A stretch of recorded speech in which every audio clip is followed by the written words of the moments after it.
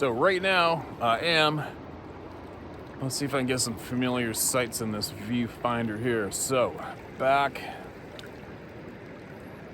there is the head of the river. When you look, when I'm sitting on the quad, that's that back part. That makes any sense? I made my way across the river here to this pool corner. And it's getting low and light. I gotta get back to the quad over there if I'm gonna get some shares done, use this phone, the stores are. That's that tree that fell down across from the quad. That means right where the rod's pointing. Right where the rod's pointing. That's where I normally sit on the quad and share all your emails with everybody. Sitting right there. So now you can gauge where I am, right? So I'll go back over here. There's the timber where we figured we heard those voices come from a month ago or a few weeks ago, whatever. And there's I videotaped a lot of bears walking across those logs right behind me there.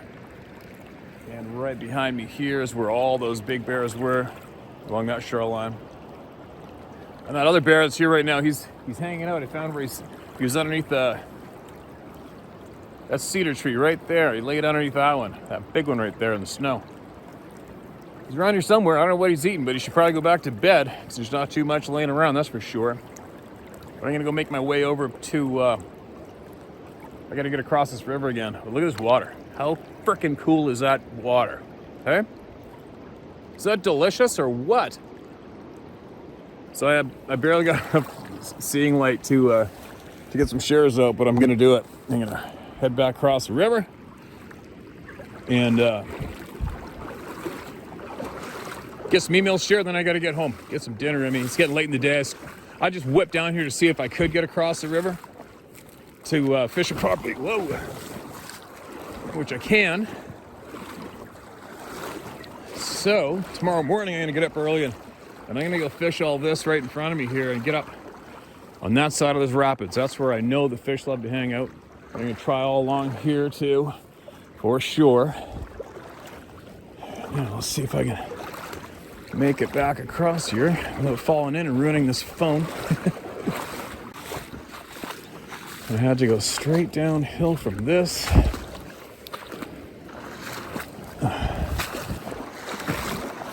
Retrace my steps. And it's gonna get a little deeper. And then I hung a right here. Oop, getting deeper. Too bad. It's these roots that freak me out. If you got both your feet caught in a root down there, it'll make you go down underwater, flatten you out in the bottom. There's not much you can do after that. So that's the only thing that I get a little stressed out about. So I'm gonna get up past these roots. A shallow bar up here. Shoot past them.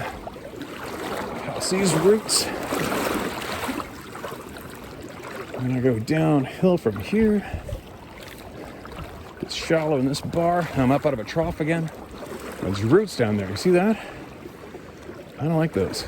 Now, more trough to cross. Maybe another trough. And I live to fish another day. You know, this little hole that I found through the bush to get out here. Mr. Bear is in here too.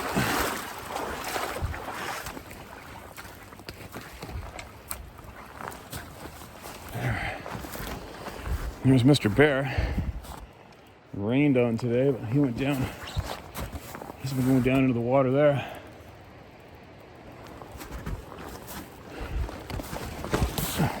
Shit. There's his tracks there. Come on. There we go. Here it is.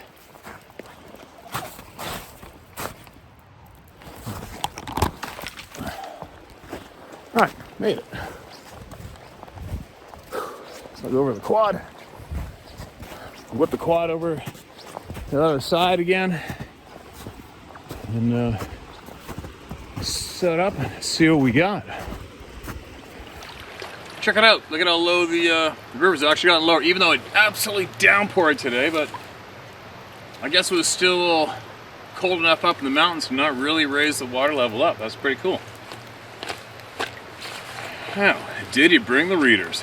I was fighting goats and fighting horses when I was leaving, and it usually screws me up for forgetting something. I definitely got a phone.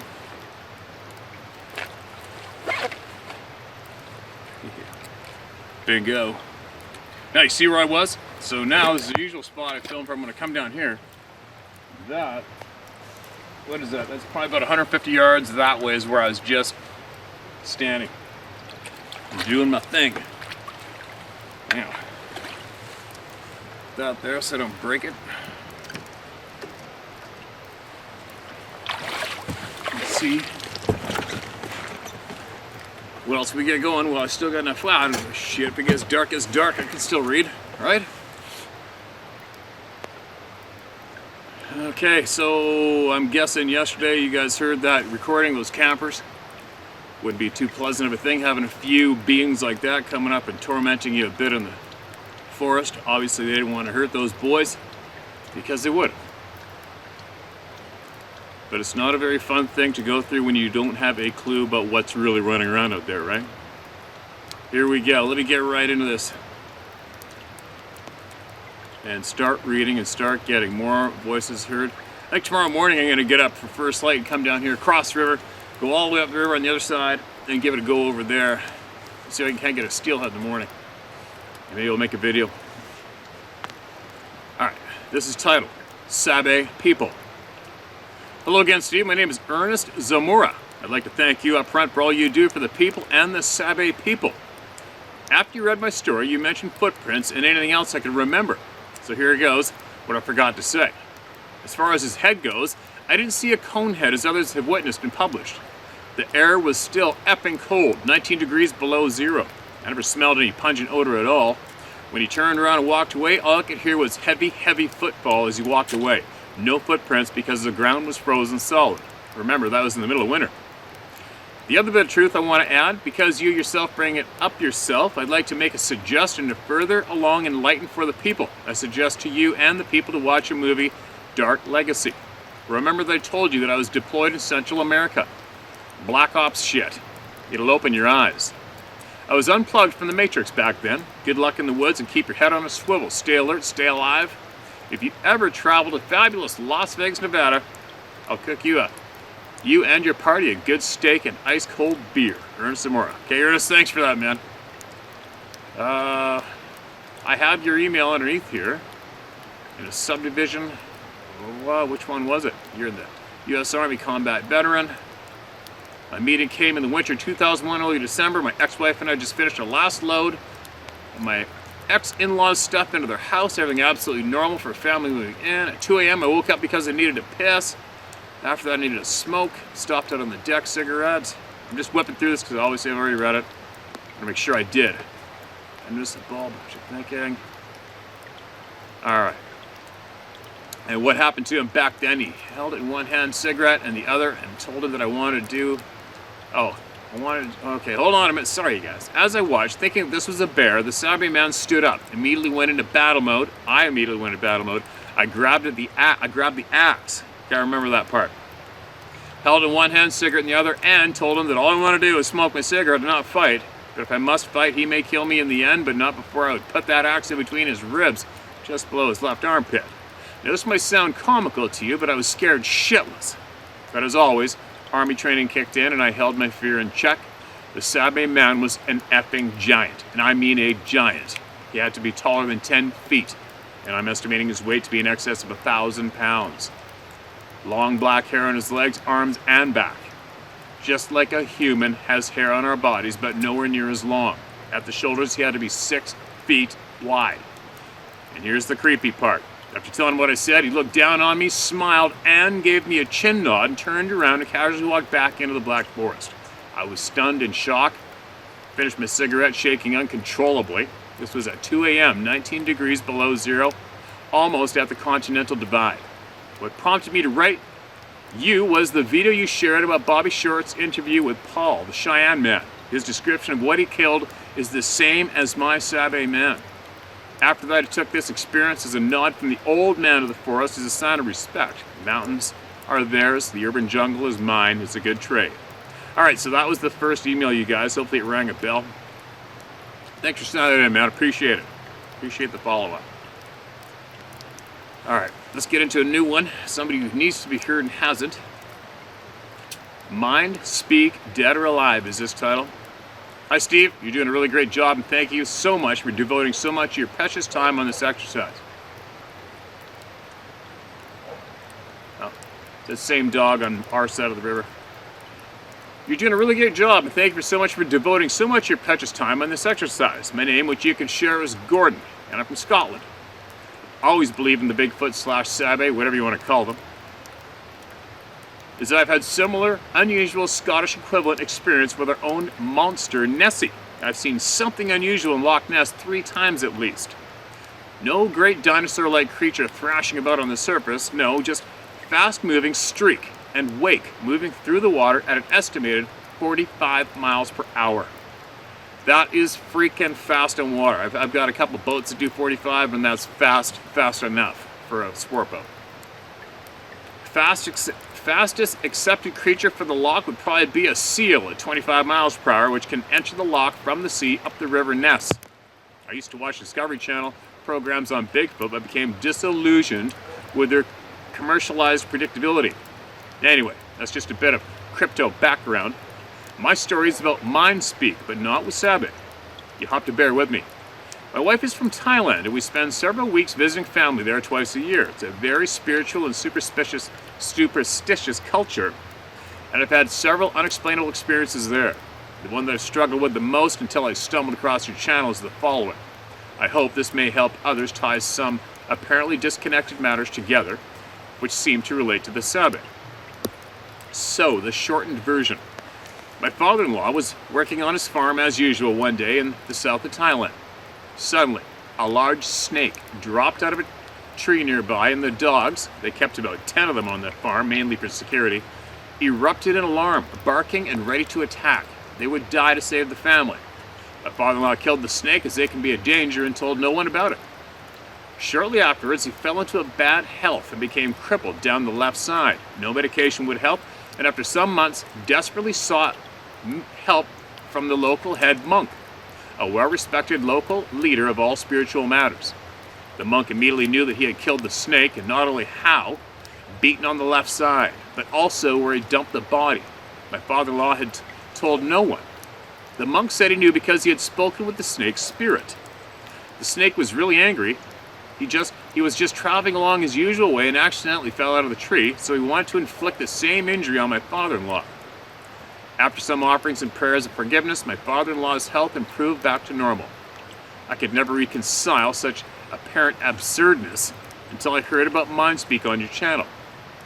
I think the point of all this may be that there are some whose intuition and senses are able to communicate at a higher level. If this can happen with other animals, then perhaps that adds credence to the Sabe Mindspeak link too. The monk says this can be developed through meditation, but we all have it. It's just that we've lost it from an early age through conditioning. Have our heads saturated with radio, then TV, and now the internet. We used to all sit around campfires and sing songs out on the hills. It's no wonder, really. Anyway, we'll keep watching, listening, and learning. Keep up the good work. A good new year to you and family. And a good new year to you too, Gordon. Gordon Strange. Strange. Gordon, thanks so much for that email. And that is very, very interesting. And I have a lot of curiosity about the Asian medicine for sure. And the history of Asia is forever long, right? And we've been to Thailand a few times too. Love it over there. It sure would be cool to speak with the knowledgeable elders in all the different countries, right? And soak up their knowledge, because we're losing it all at a rapid pace, don't you think? Let's get on to another one. I'm losing light, starting to rain. All right, this one's manageable. Uninvited guests, twice. I can relate to that. It was a very hot late summer day when my friend and I decided to take our daughters, who were elementary school friends, out to picnic at a deserted old farm about 20 miles from home, at the base of a thick forest mountain range. The road there is hardly traveled, with 2 tiny towns at either end and heavily forested mountains between them. It is posted Wildlife Preserve. A lovely creek runs through the old farmstead with brush overgrowing any fields. There were no buildings left, just a big ancient barn foundation. My husband used to get a bunch of us to take picnics up there where it's cooler. I asked my friend if it was a deer or a bear making the odd steps coming from the thick brush across the road, but she didn't seem to hear anything, so we kept unloading the foot onto a flat surface. I can't recall what we used for a table. Oh, sorry. We kept unloading the food onto a flat surface. I can't recall what we used for a table. It might have been an old picnic table the campers had set up. The girls were rummaging through the food and laughing about jumping in the bubbling creek. The steps I'd heard were suddenly very close and loud. My breath caught in my throat and fear overwhelmed us. I remember blurting, "That's no deer or bear," as we all jumped up and ran as fast as we could the 25 feet and quickly scrambled into the car. We raced out of that clearing as fast as a car would go. That was the first and only time I blindly ran out of terror. That was about 55 years ago, and I'd never driven on that road again, nor do I expect to. I recently asked my daughter if she remembered that day. She said, "That was terrifying, Mom."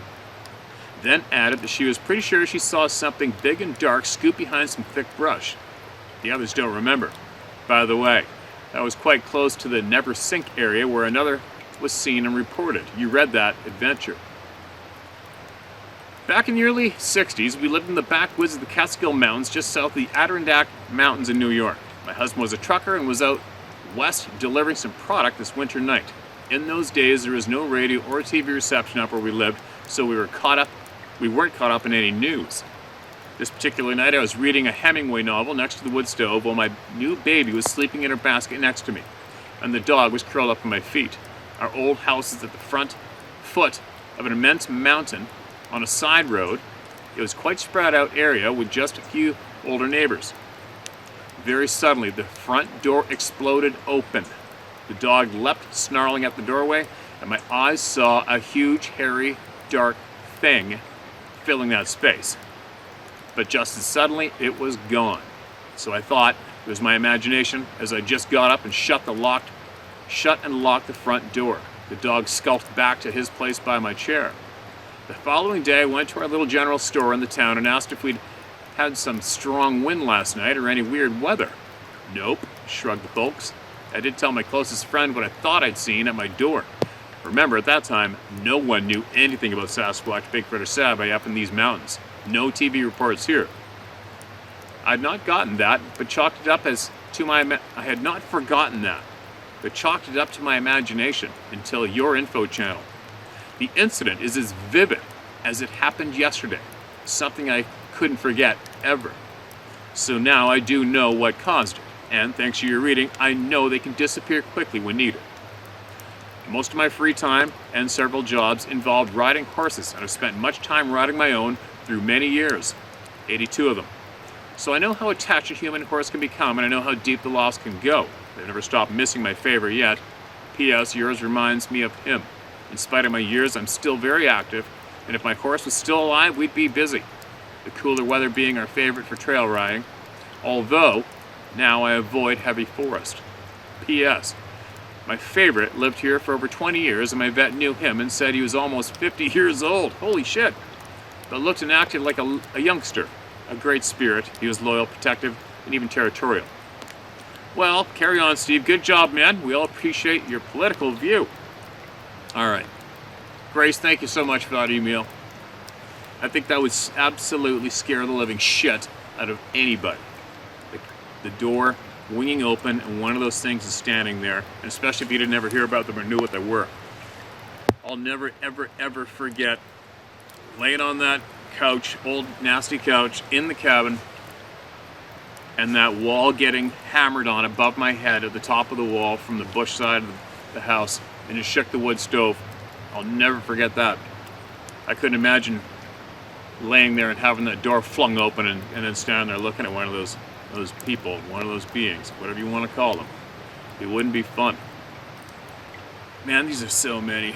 Alright, what's this? Here's a familiar name to me. Mark this is red. An experience near Elk Island National Park. That's in Alberta. Hey Steve, I sent this to you a previous email, but I don't think you got around to reading it. I keep forgetting about this experience because at the time, I didn't realize what we had encountered. It happened almost 39 years ago. I was in the Royal Canadian Air Cadets as a teenager, from 13 until I was 19. We had a camp that bordered the east boundary of the Elk Island National Park called Camp Zook. It was owned by one of the members of our sponsoring body's board of directors. We were there for a weekend doing bushcraft and survival training. 4 of the cadets and I were doing a nighttime orienteering exercise. We were only allowed to use moonlight and hadn't been allowed to carry flashlights. We were all pretty loud complaining about this as we made our way from checkpoint to checkpoint. We had gotten to our second or third checkpoint by following the direction given and as between checkpoints. So using the moonlight, we're trying to read the next compass reading, heading, off of our sheet. That's when one of the cadets in the group says, "Who's that?" They were looking behind me towards the tree line. I looked over my shoulder, then turned around. About 15 feet away, there's a large dark silhouette of a person just inside the shadow of the tree line, out of the direct moonlight. The figure was between 5 and 8 feet to 5 foot, The figure is between 5'8" to 5'10" and almost as wide as he was tall. That's freaking crazy. That's a crazy description, isn't it? Someone says, it looks like Dejarles. Dejarles? D-E-S, capital J-A-R-L-A-I-S. What's he doing out here? As a corporal and the leader of a group, I walked towards the figure speaking to it. Hey Ryan, what are you doing out here? I assumed it was a cadet. It was Cadet Dejarles. Dejarles? Sorry. Because it looked to be about his size and shape. As I approached, my gut told me not to go any closer, and I stopped about 6 feet away from him. No shit. I could see his head turn slightly, looking at me as I approached. He didn't say a word. Ignoring my question, he moved his head a little bit to look at the 4 cadets behind me and then looked over my shoulder briefly as well before asking, "Are you all right, man?" The cadets in the group behind me were agitated and we were talking to each other. Why is he out here? How did he get out here without us hearing him? Is this part of our exercise? I wasn't sure why, I just knew not to get any closer to him. But I didn't want to let that on that I was scared either. I was supposed to be the leader of this group. My gut was telling me that there was something wrong here. It was just so bizarre that Dejarles would be out here by himself. For no reason. Just standing here. Not answering questions and looking back and forth between me and the other cadets. Maybe he got lost in his own orienteering in the dark and was disoriented or something. Maybe he'd gotten separated from this group. These were the thoughts going through my head as I was about to ask him again if he was okay. Before I could say anything, he let out this piercing scream that startled me so much that I jumped back. And then he turns and takes off crouching through the bush. At that moment I was thinking that he saw something behind us, a bear or a cougar, and now we're all terrified. That scream was enough to make you soil your shorts. It was so loud. Being the fearless 15-year-old leader, I yelled, "Run!" We all took off running after Dejarles. Let's just call him DJ, all right? Following his crashing sounds through the bush. We were practically running blind in pitch darkness through the bush where no moonlight was getting through to. I'm surprised none of us broke a bone or poked out an eyeball with all the dead wood on the ground and the countless branches slapping us in the face as we raced through the forest. He had stopped screaming, and I couldn't see or hear where he had gone. He had lost us. I spotted flashes of our campfire through the gaps in the bush and yelled over my shoulder for everyone to run to the fire.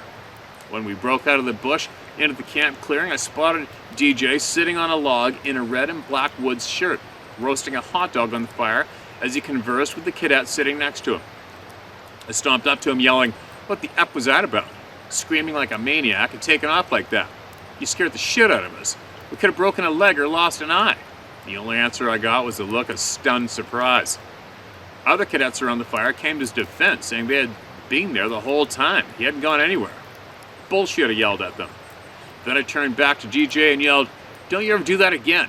And I stomped off to my tent. It wasn't until a few years ago that I remember this incident while reading a similar account in a report and realized it obviously wasn't DJ. Looking back, I believe it was a young Sasquatch, maybe out foraging or hunting for something to eat, not expecting to run into human teenagers. He was likely accustomed to having these woods to himself. The property wasn't used at all by the owner. It was only used for a squadron for training. That happened about 39 years ago. It's no wonder it slips my mind. But then the memory comes back. It's clear as if it happened yesterday, and there's no doubt in my mind that it really happened. I believe now that there's a young Sasquatch that was terrified to have one of the hairless monsters talking to it. A young Sasquatch that size, I believe, would be younger than a human that size. At least that makes some kind of sense to me. I wonder if it ran to its parents and told them about the things it encountered in the forest. Did his parents believe him, or did they treat him like human parents treat their own kids when they come to them with experiences like this? Did they look at each other with a smirk and tell the young one that it must have been a bear wearing clothes? I think that they are more likely to believe their children than human parents are. Their survival may depend upon it. There's something I would like to ask. You moved to your new property and you mentioned that when you were away hunting, Sarah had an experience at the new homestead that had her terrified. Was she willing to talk about it to us? I'm sure there are more people than just me who are interested in her experience. Thanks for all you're doing, Steve. I know that you're making a huge difference in many people's lives. You've given them an outlet to share their experiences without fear of judgment or ridicule, and you're validating what they've experienced as real. Cheers, brother. Ricardo Nascimento. Ricardo, thanks for that, man, and thanks for all your past emails too, all right, brother? Thanks for that email. What a crazy thing. What a freaking crazy experience. Hey, what's that 4.5, 5 foot wide being right there in the woods? I think I'll walk up to him and have a little chit chat with him. Can you imagine? Said no one ever. It's getting darker, eh? Yeah, that'll be something else. That'll be something else. Is it amazing it stood there that long for you guys? But that's actually pretty amazing you guys ran towards it after it screamed. That's a new one, right? What happened to Sarah? Just so you guys know, I've had somebody emailed me blowing a gasket on me because I was selfish for leaving Sarah alone. Well, just so you guys know, that's what I do is what I do. My true passion, how can I describe this? I don't believe I've lived, how do I say this? I used to go up into the mountains, up in the Northern Rockies for 3 months straight, and that was considered the best time of my life. Loved it. Did it for a lot of years. And I still, obviously, I have to be out here. I have to go on my adventures, and I do. And Sarah, just so you guys know where we live, I would feel sorry for anybody who actually came into our little neighborhood and tried to screw with somebody. They wouldn't fare too well. The sparse neighbors that we do have are very vigilant. I don't know any of them that well. A very good friend of mine lives just a little ways up the road from me, and believe me, it would not be too good for. I mean, it doesn't really fare too well for anybody who drives down a road slowly and stops. I got a couple neighbors that go rifling right up to their vehicles and say, "What's up? What are you doing?" And I have a feeling that some of my neighbors would definitely put a person in a hole and put a stump on top of them and not say a word. So I will leave that at that. But anyways, there's always somebody very close by for any kind of assistance all the time. And that doesn't just go for Sarah, that goes for everybody in my little rural community, right? But what happened to her? No, she doesn't want to talk on camera. She's just not into it. She's not into it. She doesn't want to. Maybe she will one day. I don't know, but I don't push her. I don't push anybody to do anything that doesn't make them feel comfortable. What happened to her? She heard noises outside. The dog kept on running to the back door and barking, looking in the darkness a few different times all through the night. She couldn't sleep. She distinctly had the feeling of being absolutely terror-stricken and frozen in bed. Couldn't move. Didn't know why. And then her mother came with her young niece to spend a few days. I think the next day after that went down, and everything stopped. Flatline, everything was cool. even until I got home from school. But I will admit, just the other night I was in the hot tub out back, and I turned all the lights out, and I got the shivers. I was in a hot tub outside, and I had all my hairs standing on end while I was in the hot tub. So that was a real weird experience. So I have my back to the house facing the timber edge. Whatever, I don't know what's going on around there. I haven't pinpointed it yet, but it's right over there from where I am right here, right? So who knows, whatever, I'm not stressed about it. I do not feel threatened. Nobody feels threatened in the house currently. The horses act normal so far. Everything's cool. But I guess that's about all I can just grab. She might have a few more details I missed out, but that's what went down, all right? And at that time, I was roughly 2.5 days of traveling north away from home. And another side note, if need be, there's a few items there that will make hamburger out of any human being if they come into that house. So we'll leave it at that. Now, what else have we got? Let's do one more. I don't even know how long I've been sitting here. It's 4:30 now. The days are getting longer, thank God. All right, let's carry on another one. Hey, Ricardo, I know you've sent me emails in the past. Do you hear anything else, man? Send it to me, all right? Send it to everybody here and share it through me. I know you're in the loop around here. Sasquatch Encounters title this one. My name is Robert Brown. 1982, me and a friend of my mother had a terrifying experience. Around 10 p.m., my mother alerted us to what she thought was a woman screaming. We went outside to hear it screaming so loud, it was felt as well heard. This thing was moving up a ridge for about 30 minutes. We tried getting closer for a look. That's when a row of pine trees against the road began violently shaking and bending. We then heard another scream so close my dogs were shaking and their tails were tucked under them. They would not pursue whatever this was, as they were apparently scared to death of what was in the pine forest. And just as fast as this began, it ended with a final scream that was answered by another scream from the distance. A friend of mine heard this screaming a mile away from my house and said he had heard this screaming before through the years. I believe it was a mother seeking a lost juvenile. This happened in Zionsville, Pennsylvania. End of story. Robert, thanks for sharing that, man. You know what it was. You know what it was. So many people heard that frickin' scream. All right, here's one. Thanks again for sending that. I'm running out of light. I gotta get ripping here. I gotta read this one. This is quite the title. This is titled, My Uncle Vanished in Big Sur. Remember we've had an email from the Big Sur area just a little while ago? Feel free to share this whole email. Hello Steve, my name is Matt, and I've been watching your videos for over a year now. I watched your latest video today. And the Big Sur story you read in your video really got my attention. My uncle vanished in Big Sur in July 2015 while camping with his lifelong friend from college. He is an avid hiker and he loved photographing along his hikes, and he was very experienced as well. My uncle, Harold Drake, 76 years old at the time, he packed snacks in his backpack, took a gallon of water, and as always had his camera hanging in front of him around his neck. He told his friend he's going to take a short day hike around the park on the area trails. The sun went down and he still wasn't back yet, so his friend reported him missing to the park ranger around 10 p.m.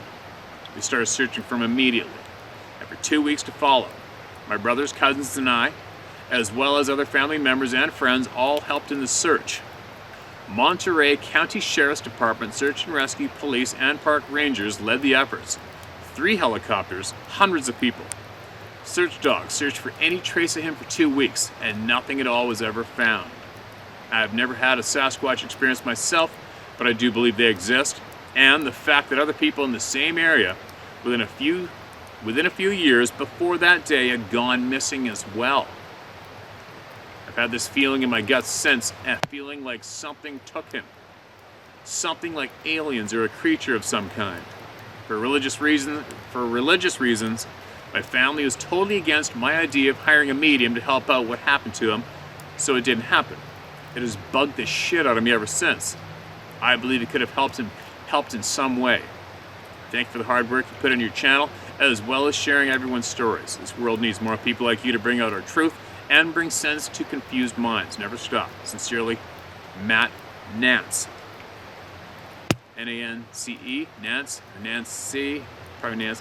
Central Valley, California. California, from what I've been reading and watching, no doubt. Here's a link to the story about my uncle. All right, this is www.strangeoutdoors.com/mysterious-stories-blog/Harold-Drake.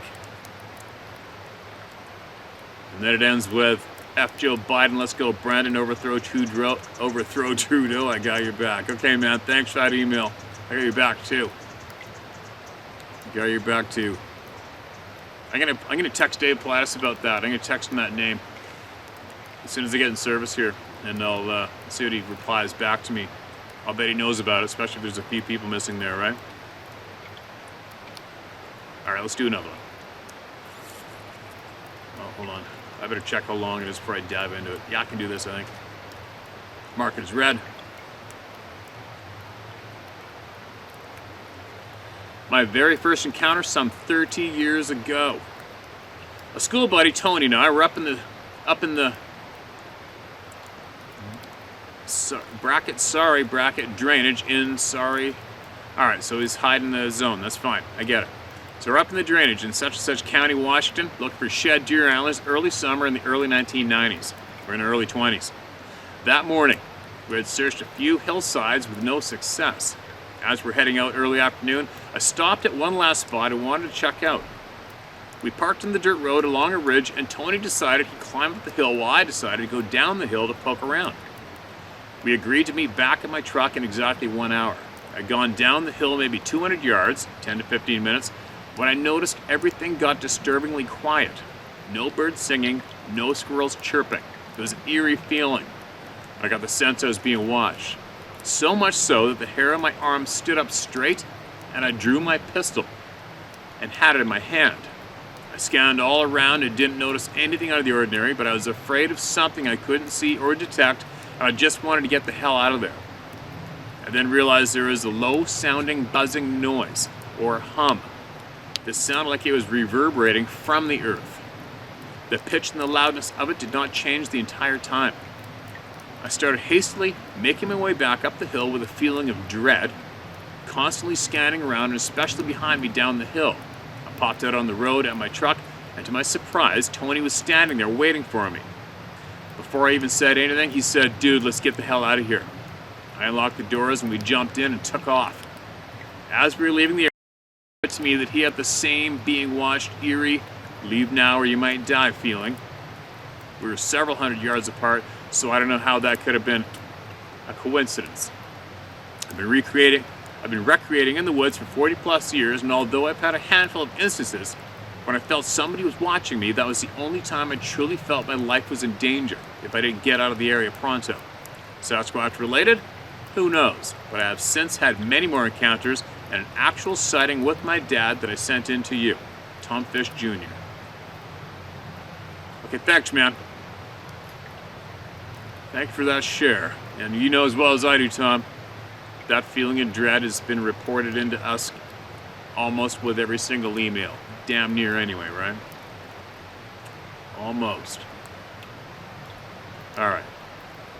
Light. I got light. I got no bear.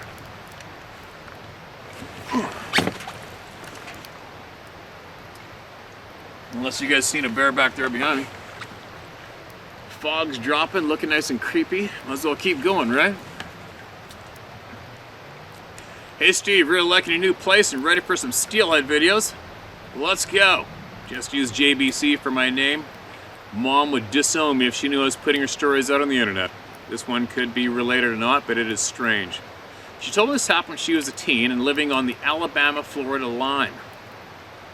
Alabama, Florida? On the Alabama-Florida line. One of her schoolmates' dad had gone deer hunting. He usually went by himself, but usually let someone know where he would probably be. So by dark he hadn't showed back up, and his friends had gone to look for him. The friend found his truck in the usual place, and the hunter was laying at the back of his truck, passed out and very swollen. They got him to the hospital and he recovered. But he had broken his back and was paralyzed from the waist down for the rest of his life. Holy shit. When he was able to tell what happened to him, this is the way it went. He had found the tree where he wanted to hunt from. I don't know if he had a stand or had just climbed a tree. Somehow, he had fell out of the tree. He had fell out, or the tree had landed on a rotten tree across his back. Okay, we'll do that again. I don't know if he had a stand or had just climbed a tree. Somehow, he had fell out over the tree. Okay, one more time. Somehow he had fell out, we'll call it, of the tree and landed on a rotten tree across his back. Okay, the pain was so bad he had passed out. When he came to, he was covered by fire ants. Oh my God, that would suck.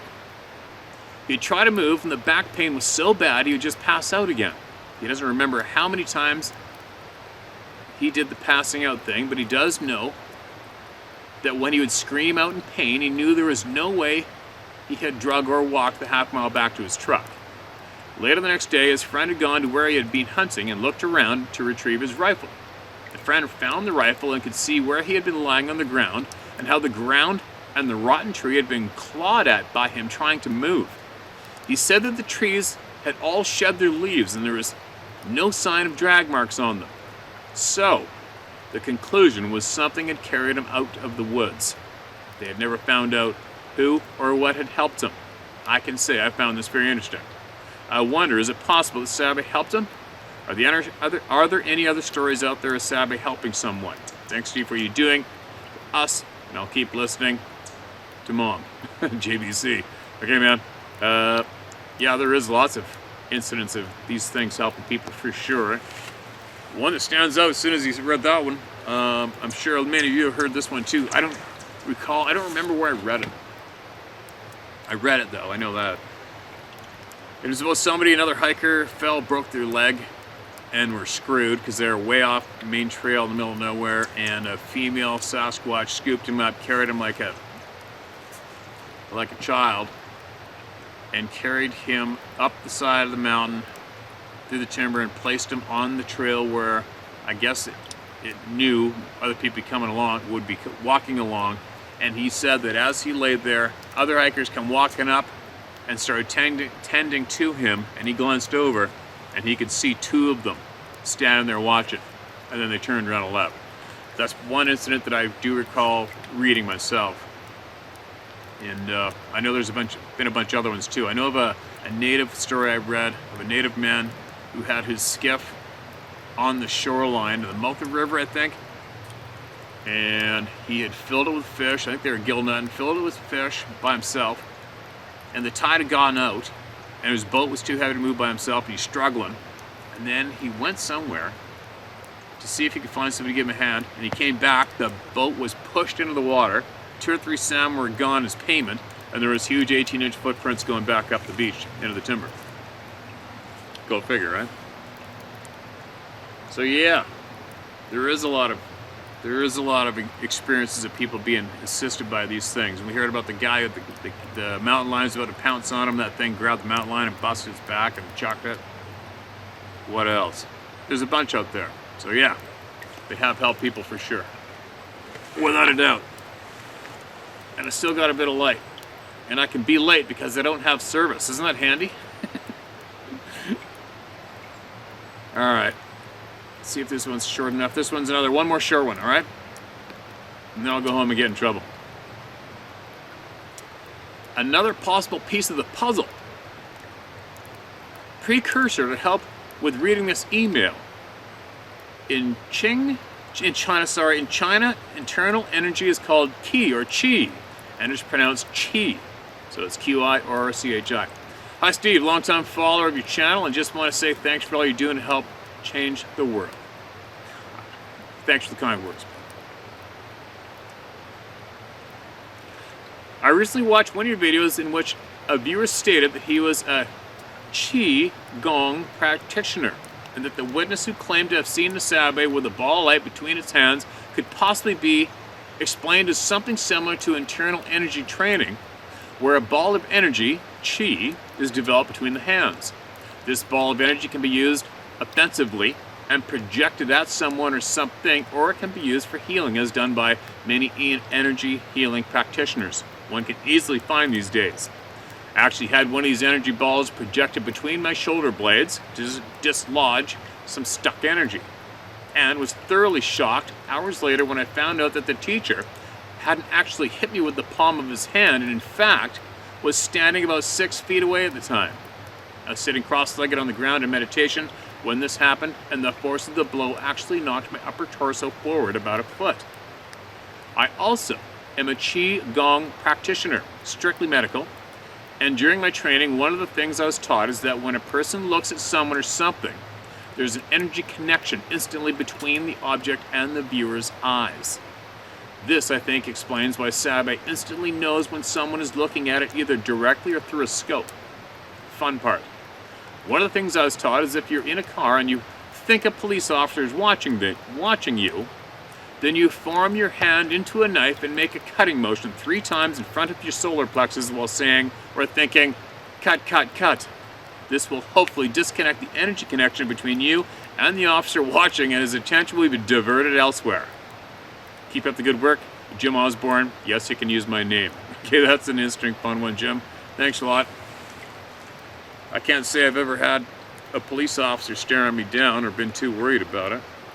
Although who knows what's coming in the future, right?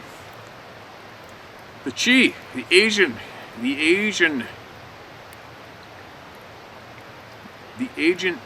energy and skills again. I am interested in that shit, and one day when I have spare time, I want to look into all that myself and learn more. That's what I can't. For me, a lot of people say, oh, can't wait till you retire and slow down and do this and do that, relax and go on holiday. I feel like I'm running out of time. I feel like I'm running out of time every freaking minute of the day. It drives me nuts because I want to master much. I want to learn a lot. I don't want to stop learning, and I want to keep on trying to master topics and activities that I'm interested in. But all of what you just spoke of, I really have a big curiosity of that myself, and I want to look into it. But I gotta free up a little more time yet. I mean, buying this farm and carrying on with so many things, I take a bite out of every little piece of life that comes in front of me, and then I try to give it attention. It's literally impossible, but I still try, right? But we'll get there. I'll get there. We'll all get there. I want to master this river. I want to master casting with a center pin reel. I want to go up in the mountains and find the shed antlers of those 2 monster bucks that I've been following for 5 years. I want to go up north and find all those beautiful secret places that I haven't seen before. I want to learn about the Qi. I want to learn about energies. I want to learn about meditation. I want to learn about Mindspeak. I want to learn about all the skills that we probably don't even have anymore, but we used to have. I want to learn who's bad. I want to learn who's good. I want to learn how to defeat the dark bastards. I want every single frickin' voice to be heard that has come to me to be heard. That's obviously huge in my priority list, and that's something I can do each day. I guess it's a matter of trying to limit your time with each activity, right? Got a tough time doing it, obviously, but life is fun. Life is so much fun if you make it fun. And I'm quite sure it's not going to be over after this lifetime anyway, so when you pass through the light, you get to go obsess about a whole bunch of other activities somewhere else, right? But anyway, I'm babbling. I'm hungry. I'm cold. It's late. I'm in trouble. And I'm going to hit this frickin' river like a fat kid on a Smartie tomorrow morning. Now that I know I can get across it. And I'll do some shares from here again later. Be safe out there. Oh, and I've got more, one more note. Check out, I got duct tape too. But anyways, I've got more, I was in the house the other day, sitting at the big computer, going back through all of my emails on my inbox on the other computer. And that's where I can open up all the files sent to me. and actually found a whole bunch of audio and videos sent in to be shared with all of you, and I put them in a folder, but I know there's a whole pile more in the inbox too, so I gotta go sit down and save some more of those. So what I've been doing is, because I do this, and then I get out of here, and then I realize, oh shit, I forgot to add in, mention about those other audio and video files that I happen to want to add in, so then I've been putting them in a video all by themselves and firing out to you guys quick. So I'll probably do that again tomorrow. When tomorrow is actually right now as you're listening to this. And then I will add in another one. And I'm going to keep them going until I can get all of those shared with all of you guys. And they are quite interesting, right? And a little freaky too at the same time. Like those poor guys camping, trying to get in their pickup truck. Don't envy them. Okay, here we go. I'm out of here. Enough babbling.